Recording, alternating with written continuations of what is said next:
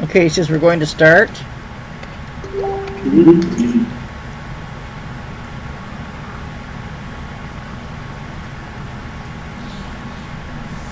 Good evening, ladies and gentlemen. Welcome to Elaine's Xtreme Paranormal. And tonight we have a very special guest. His name is Patrick Zakhm from the Montreal Paranormal Investigations. Patrick, good evening and thank you so much for coming on our show tonight. Welcome. Hi, Elaine. Thank you for having me. Glad to have you. Would you mind telling the audience a little bit about yourself, please? Well, my name is Patrick Zakhm. I'm French Lebanese. I was born in Lebanon. I have a mother who is French. Sorry, and I've always been interested in the ghost phenomenon since I was a kid. I would notice. At first, I would notice things from people. I would pick up things from them, but I wouldn't say nothing to nobody. And with time, I got more interested in this field. I got more curious until one day I was visiting a psychic fair in Bonaventure in Montreal. It's called the ESP Psychic Fair, and I received a very interesting psychic message from a medium that I didn't know. I have a completely stranger, giving me a very private message, and that blew me away. She was very detailed, and it's like she was seeing someone, and she couldn't be imagining this. She was seeing someone, and she was receiving a message from him, and giving it to me. Wow. And so I thought, yeah, it was like there's no way she's imagining things, she's seeing someone and giving me detail how he looked like, what he looked like, So that blew me away, and I became very, very interested and started visiting haunted sites, and then I created a website, and I put my experiences on it. Then a few years later, I moved to another server, and this is in 2002, and Montreal Paranormal was born. Fantastic. Like, I've been looking at your website, Patrick, and it really looks quite good. It's like, you've had extensive experience. Thank you very much. No, you're welcome. My goodness, you've gone to an awful lot of work on that site. So you've also authored some books as well. Could you talk a little bit about that, please? If you don't mind. Exactly. I have written, the first one is Haunted Places. It talks about everything paranormal, just not only ghosts, but about life, a bit of like a philosophical view on everything. Then a few years later, I wrote another book on dreams, and why I wrote a book on dreams, because for many years I was having prophetic naps. Like I would sleep for a few minutes, and I would be shown in advance what is coming ahead of time in front of me, and I would choose either go through it and learn or avoid it. And this took me like 16 years to write the book, and it taught me that the spirit world uses a symbolic and metaphoric language that resembles a bit what we see in dreams. So, yes, dreams can really be strange, can't they? I know I have some very strange ones. It's it's very interesting what they show you in the dream. It's like if you decipher the language, you're gonna be surprised how the person who is showing you this knows you very well. Okay, like he knows you more than you know yourself, and he basically dreams in general show you in advance what is coming ahead of you, few hours ahead. Like they prepare you for emotional experiences that are heading your way. Okay, and you have the choice of of going through it and learn, or avoiding it. And you also have other types of dreams, but basically this is in general they show you in advance what the day is holding for you in experiences, in emotional experiences. Yeah. See, my problem is I'm not able to really understand my own dreams. I can seem to understand other people's dreams better than I can understand my own. I often have to ask other people what a dream that I have would mean. Okay. It's the same language used for everyone, but the content, like what something means to you is different from what the same thing means to Yes. somebody else. Okay, you have to see you have to study yourself and see what because who is the spirits that are showing you these dreams knows you exactly who you are, what you like, what you don't like, what pisses you off, what makes you happy, what so many what's. Okay, so you have to know yourself before you can translate your dream, but it's the same language. For example, I can give you an example. For example, you woke up today and you saw a very disgusting dream. Okay, they use something that makes you disgusted in real life. For example, let me ask you, what makes you disgusted or pissed in real life? Is there any scene, any event that makes you very angry? Well, in actual dreams, sometimes I have some horror dreams of fighting with my mother. Like I know, You're as, fighting with me. Okay. like I know as a teenager growing up, normally kids will have fights with their parents. But in these dreams, I'm quite often fighting something fierce with my mother, and I can't understand why. It's weird. And I'll wake up in the morning and think, why did I have that dream? Do you have the same dream all the time, or? I've had recurring dreams, the same, yes. It's not always the same fight, but we could still be fighting about something. And I can't figure that out. Very strange. Usually it takes time to understand the dream. You have to sit down and see what every part of it means to you, not for others. Okay. Because what you are shown is fits you only, but it's the same language. It's metaphoric and the symbolic language. Yeah. But, and I also have some really crazy dreams. You know, the craziest things that happen that just are impossible in living real time. But in the dream, you can have like, oh gee, your car disappears, and all of a sudden it appears someplace else, and a friend picks the car up. Like I had a dream the other night. And a friend of mine, she picked the car up, and I was sitting on the roof of some building. She picked the car up and handed it up to me.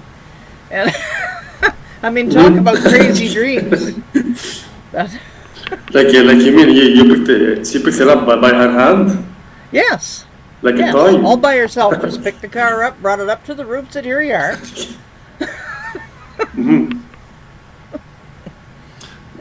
That's it's like if you pull away from that dream, what do you see? You see like a joke, right? Yeah, it really does seem like a joke. Yeah. It's like a crazy joke. You wouldn't see. You wouldn't.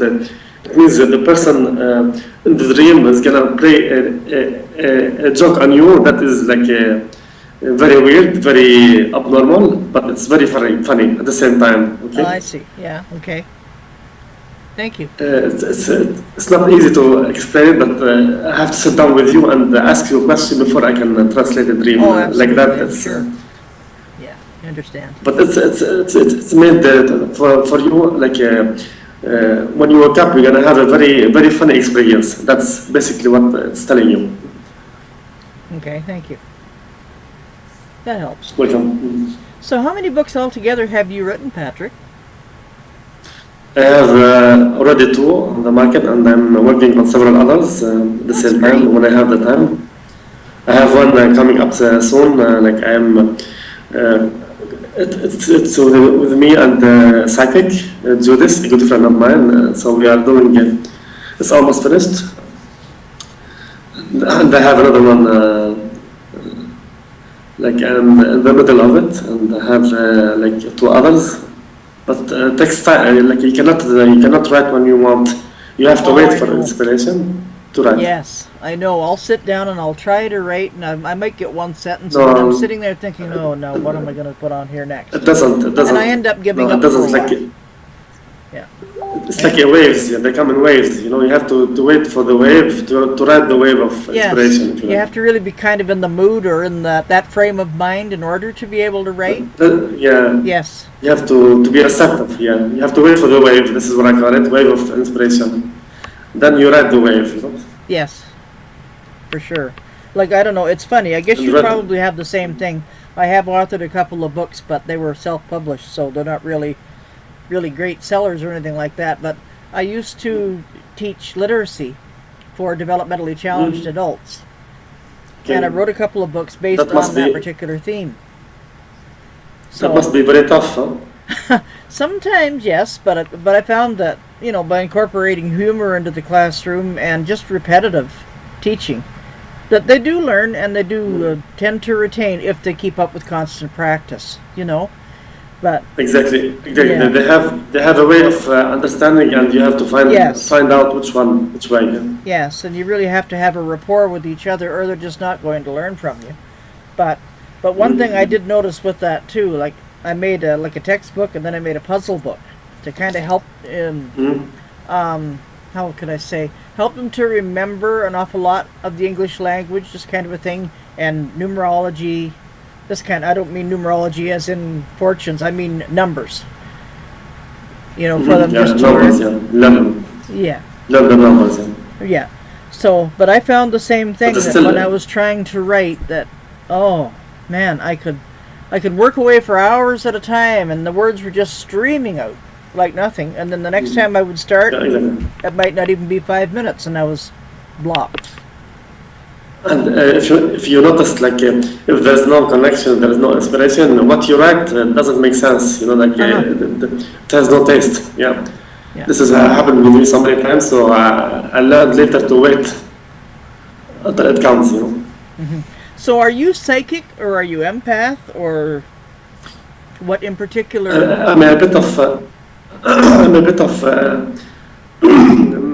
I have a bit of everything. Like, but since February, like, because I lost my mom last year, I Oh, I'm lost sorry. four people in my family. I lost my mom, I lost my favorite aunt, an uncle, and one of my ex-girlfriends. And this is from February 12, and from that date on, it's like I became psychic full time, and it seems that I can follow souls where they go. Right. I have put all this, like it took me a lot of time to put it together, and if you check the website latest update, it's all about what I saw with my mom, with my aunt, uncle.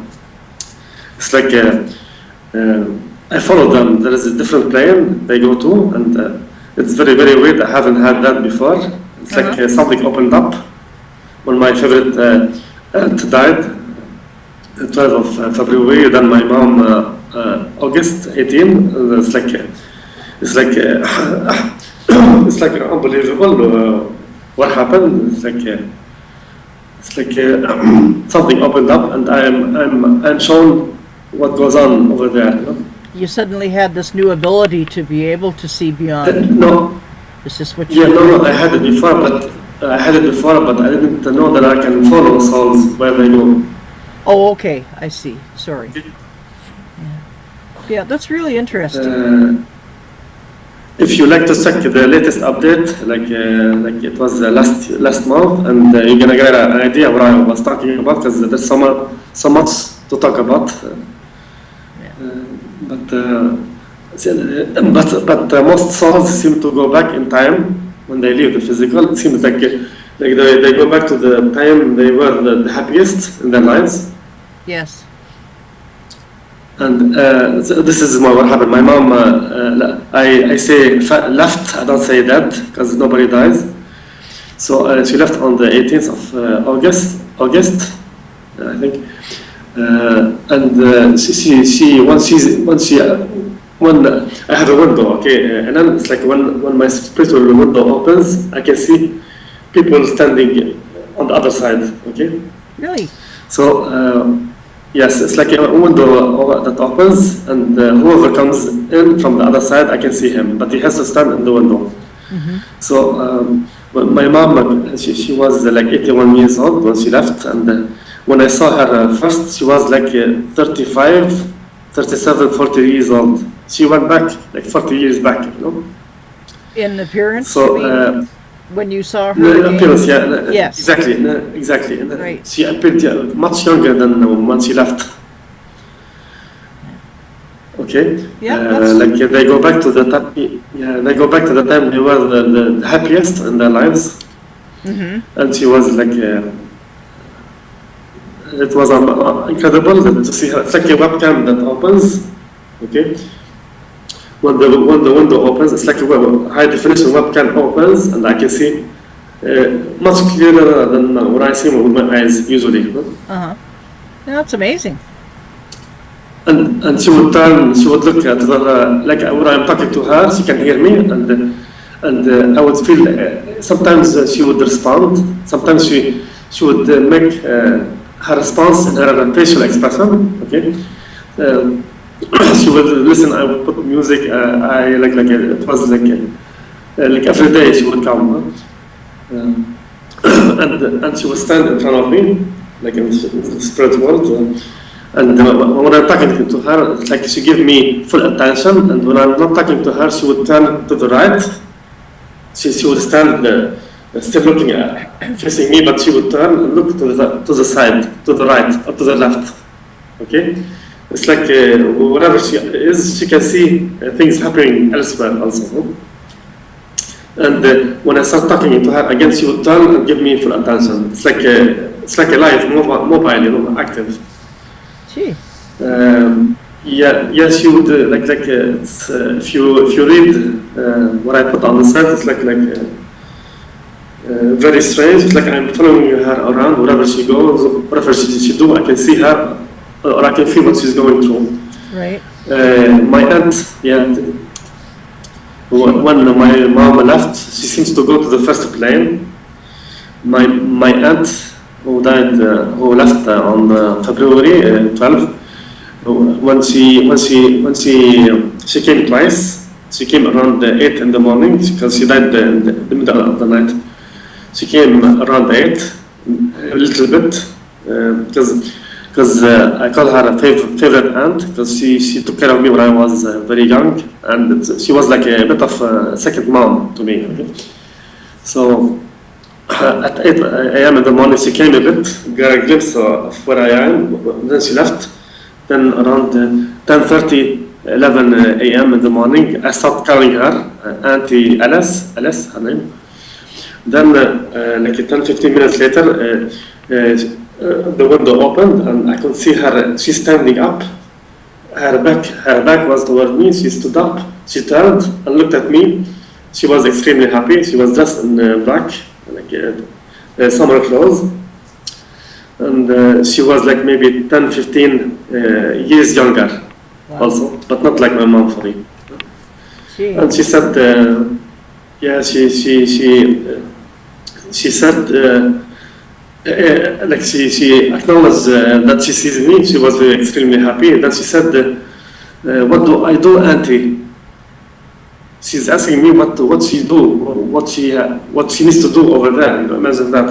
I was like shocked. Do you mean you don't know what to do? You know? Mm-hmm. So I told her because her father, her husband has died many years ago.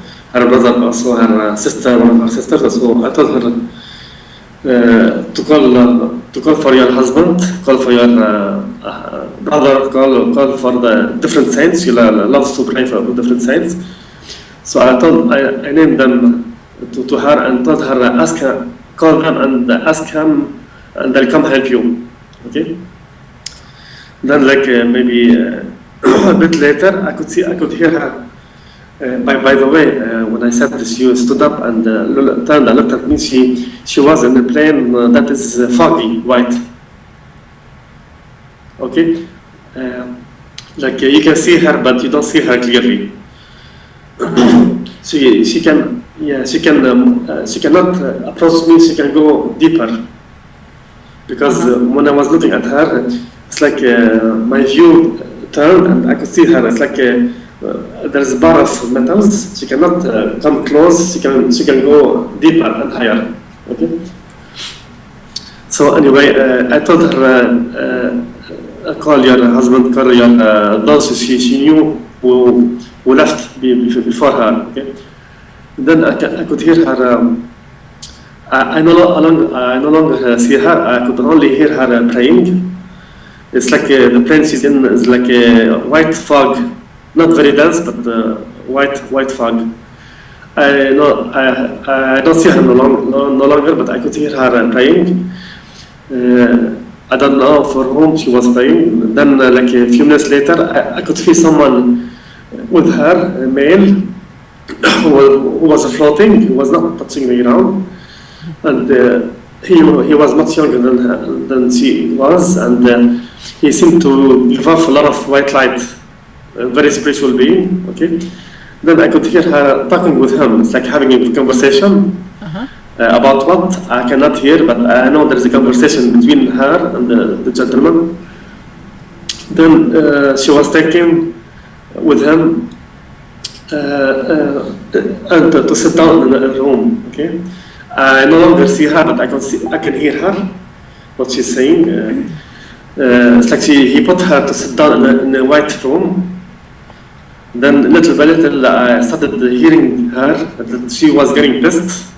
Like she was saying something like, my kids, she has like 6-7 kids, and most of them are in the army. So she was complaining, like she was saying, my kids, if they knew I was waiting here, they won't be happy, okay? She was trying to get herself out of the position she was in by like using her kids, you know? Because some of her kids were the commanders in the army. They had very high position. Okay? So she thought by using that she might get out. She thought maybe she's in the hospital or something because everything is white. You know? But this didn't help her out. Anyway, so she stayed a bit pissed, got a bit more angry. Then she stayed for that. In that room for 4 or 5 months, okay. But little later I lost connection with her. But then I would make a connection with her from time to time. I would still feel she was still in the same room waiting. Okay. Then on July the 1st, it's like she came, but she was no longer in the plane. She was on a much higher plane. I call it the third plane. I cannot see her where she was, but I could feel she was like exploding in happiness. Like she was more advanced since the last time you had seen her? Yeah, exactly. It's like she stayed for months in that room to purify herself from things. What? I don't know, but it was like a purification area. Okay? Purification time. Then when she came 1st of July, she was just to tell me that she is no longer waiting and she has moved to the other higher plane.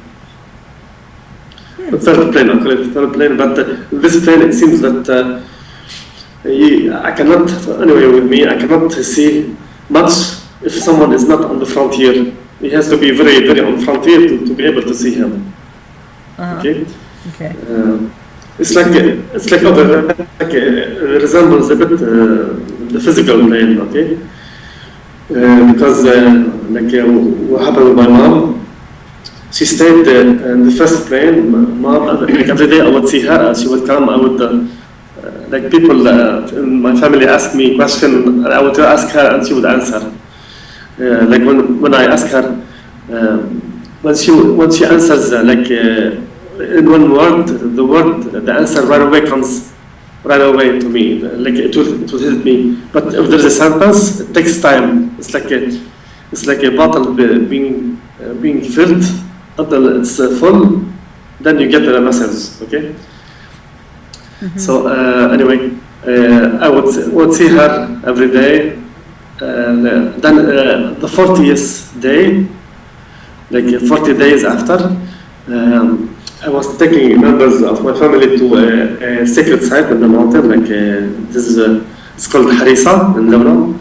This is like there's a huge statue of the Virgin Mary, and so people go up there to pray. So I was taking my family up there. Then all of a sudden the window opened, like a spiritual window, and I see my mother standing, like she was standing halfway and looking at me. Okay, it's like she was preparing to leave. Okay, and she was thanking me, thank you, in the language that she used to talk to me. Okay.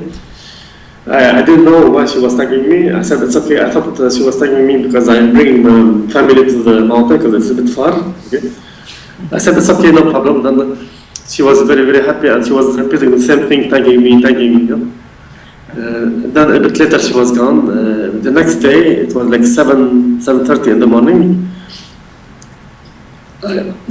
I woke up and guess what I see? I see my mom is like arriving at the airport. Like she arrived at the plane where my aunt is on the third plane.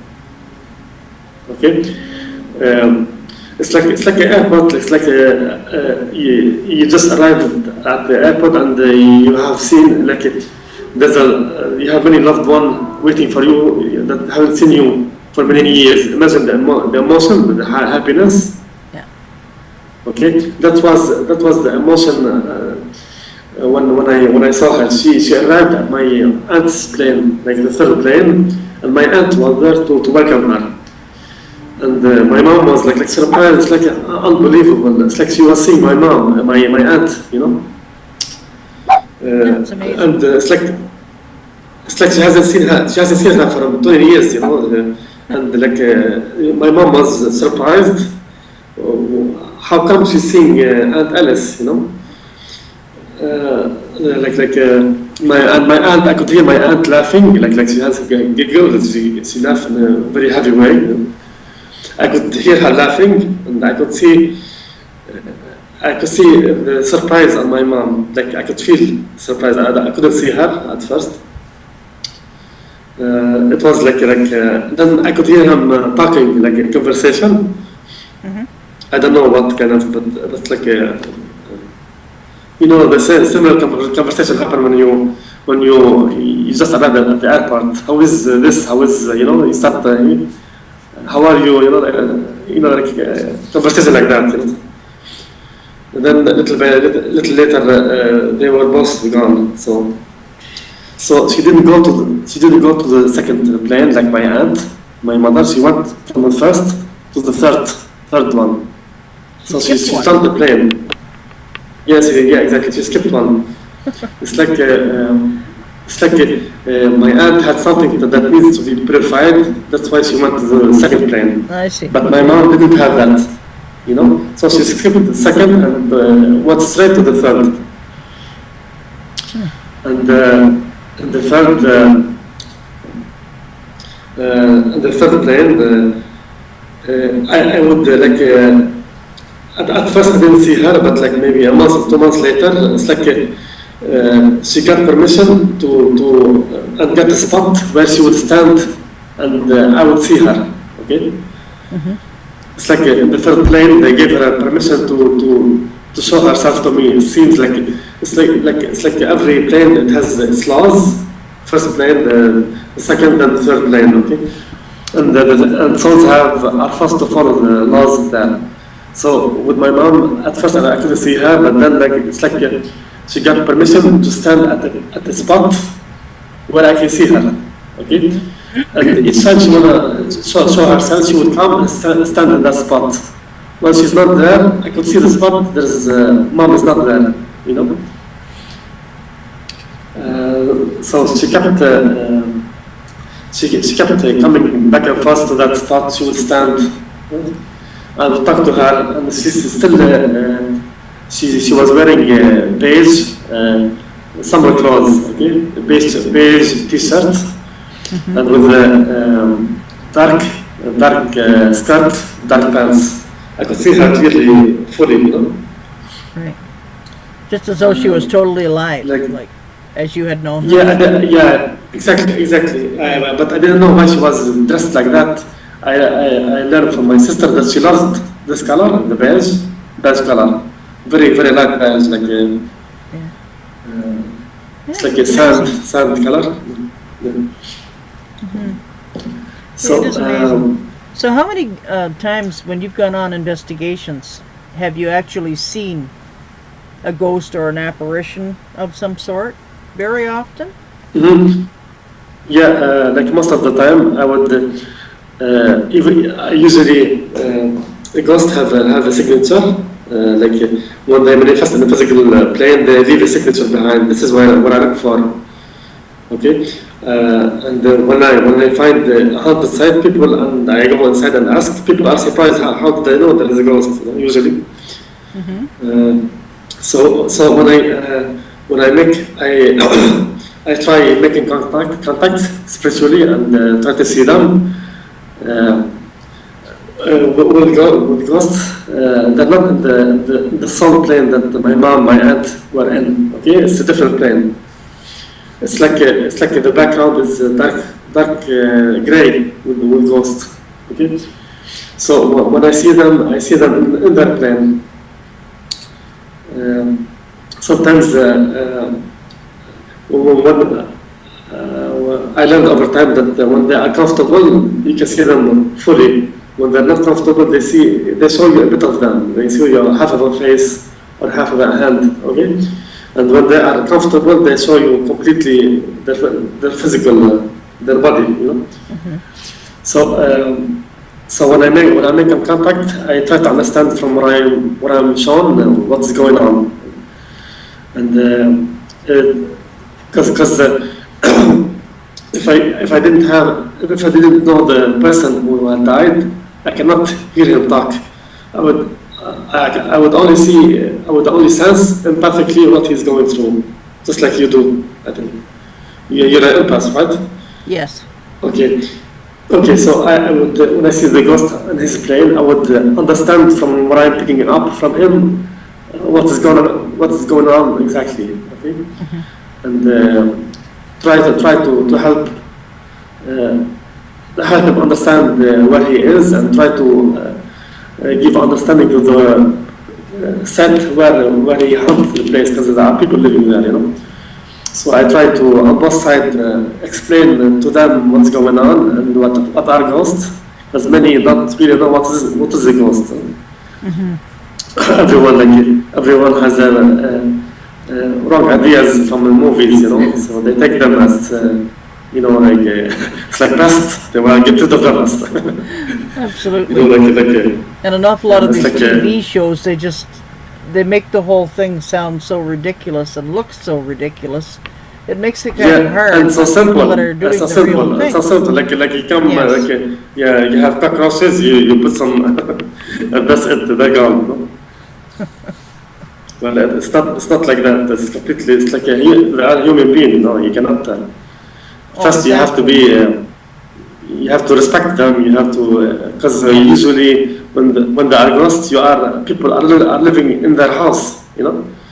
So first, you have to respect them. You have to be polite, and that's how you reach understanding, and you solve the case. No? Oh, absolutely, I agree with you. Look, I know there is one show. I don't know if you watch it or not. I won't bother mentioning the name, but the one person in particular, the way he always says, you know, he taunts them, and he'll call them, oh, you cowards, or you fools, or I just dare you to come and hit me over the head with this. I think you probably know who I'm referring to.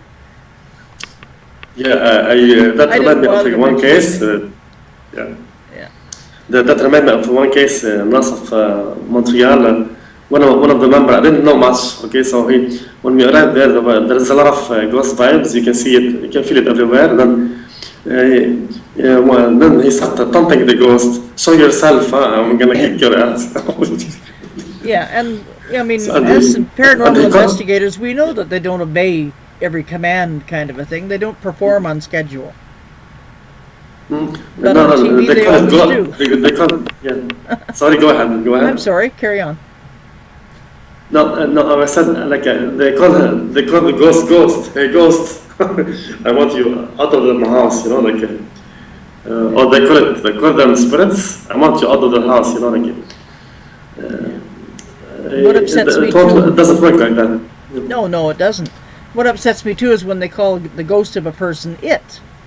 I mean, for Pete's sakes, it could be their mother, it could be their father, it could be anybody, but they were once a human being, unless they're a demon, and they were never human to start with. But they always call them it. And that kind of bugs me. Disrespect, yeah, exactly. It's a gross insult. Disrespect to the ghost, yeah. Exactly. Disrespect to the ghost, you know, it's a human being. Imagine calling someone on the street, you know, you come across, hey, you know, it's insulting, you know, it's the same thing, because they are people, you know. You don't see them, you don't see them physically, that doesn't mean they're not there. Mm-hmm. Yeah.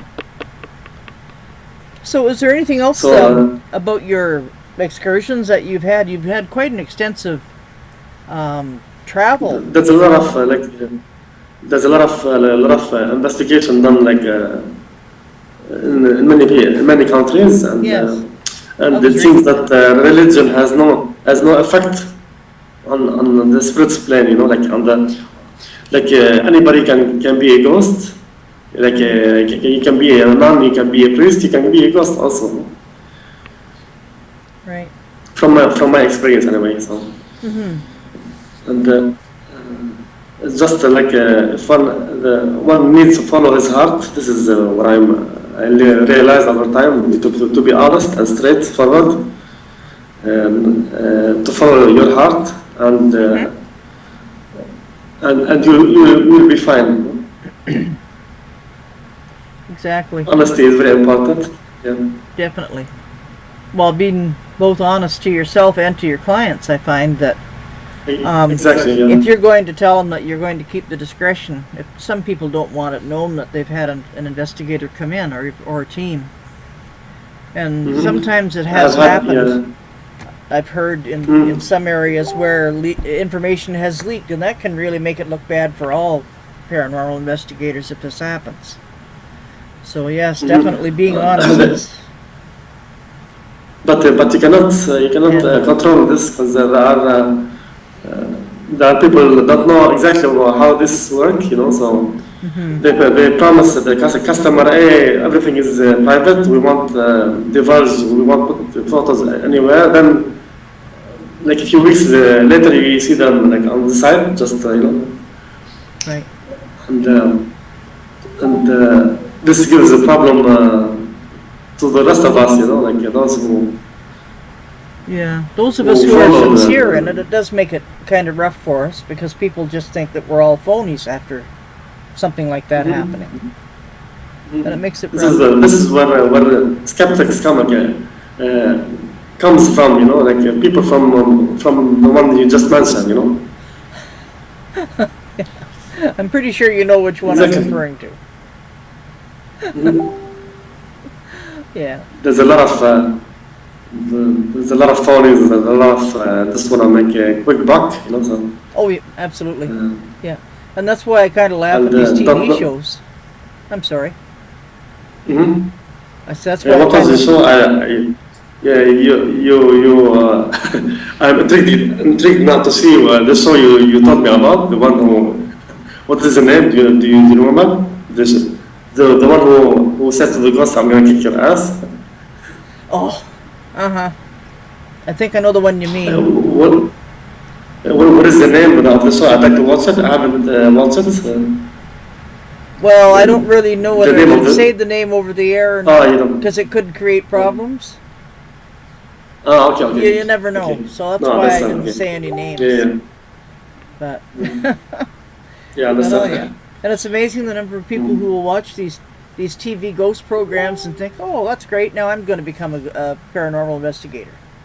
And they think that by watching these shows that automatically that's going to qualify them. And then, of course, there's also these crazy courses that they advertise on the internet. join our school, blah, blah, blah. For so much money, we will make you a certified paranormal investigator. Well, it's nonsense. You know, paranormal give you investigators diploma, yeah. born, not trained. Sheesh. Yeah, there's a lot of misconception, about the whole field, they think they can study, they can be studied at a school. Uh-huh. Well, there is no school for that. Only life experience. Only this is your only teacher. Exactly. The more experience you go through, the more you understand how these things work. Right. There's no other way around that. Yeah, and I really think you have to have a natural bent towards understanding the paranormal before Exactly. you can really delve into it, rather than just say, "Well, I'm going to take this course and come out certified." You have to have it in your blood, I think. Yes, I agree, absolutely. And by the way, I had two in my one distant relatives. They were in the field, maybe they passed away maybe 100 years ago. But I was told that one of them used to be called in my family, father side. He used to be called the prophet because he was blind. Okay, and he would just by hearing the voice of a person, he would tell you. The character, the personality of the person, and where he's going, his future. Okay, he was unbelievable.